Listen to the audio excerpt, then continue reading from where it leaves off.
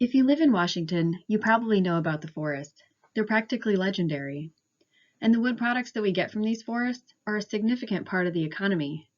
In 2017, the statewide timber harvest totaled over 2.7 billion board feet. That's enough to build 168,000 homes.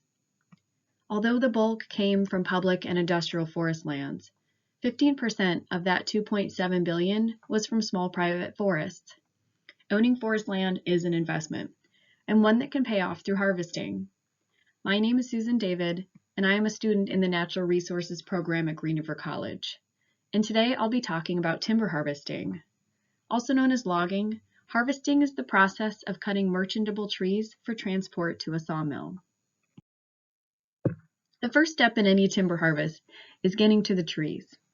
Heavy equipment and large semi-trucks need reliable access to the site. If there's no roads through your timber, you will have to construct one.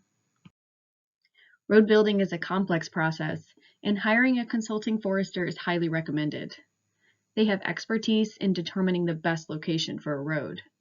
Unfortunately, road building is the most expensive component of the harvest process.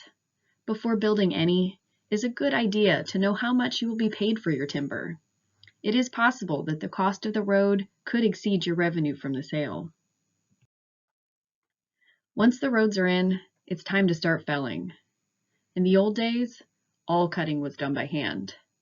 Today, it's common for loggers to use a piece of equipment called the feller buncher. It is a tracked machine that has a hydraulic head with grapples and a saw blade. The grapples wrap around the trunk of the tree, and the blade cuts right through it almost instantly. Feller bunchers are highly efficient, and they are safer than hand falling, as the operator is protected by the cab. After the trees are cut, they will need to be moved to a central point called a landing. The landing is where all of the trees within a certain distance will be gathered up and processed. The tool that moves the trees from the stump to the landing is called a skidder. These machines have large grapples that can hold several trees at once. The skidder drags the logs down to the landing along a path known as a skid trail. At the landing, the logs are decked by the skidder. Decking is basically an organized piling of the trees. The logs are then processed by a machine aptly called a processor. The processor has a cutting head that is electronically configured by the operator to cut each tree to a specified length. It is a very quick operation. It takes mere seconds for the machine to strip the limbs off the tree, read its dimensions, cut it to length, and then lop off the top. The result is a nice, clean log ready to be hauled to the mill. Now, the limbs and tops that are removed from the tree during processing are called slash. It can be left scattered around or gathered into piles, as shown here in this photo. As a landowner, you will want to determine your plan for the slash. And if you are in an area prone to wildfire, such as the east side of the state, it is highly recommended that you have it gathered up into piles and burned during the next rainy season. Scattered slash can act as fuel for a wildfire and could lead to one on your forest.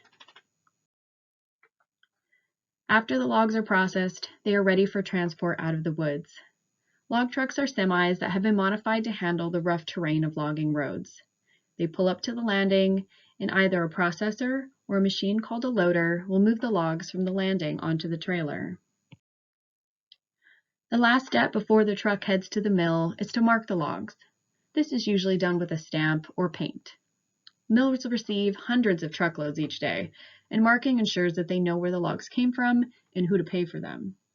Once received at the mill, the logs will be processed into any number of wood products, from structural lumber to shipping pallets.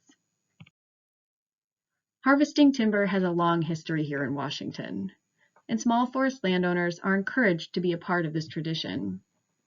Harvesting logs on your property can be both exciting and financially rewarding. For further information, check out the Washington State Department of Natural Resources Small Forest Landowners Office. They can provide you with more information on how to get a harvest started on your land. Thanks for listening.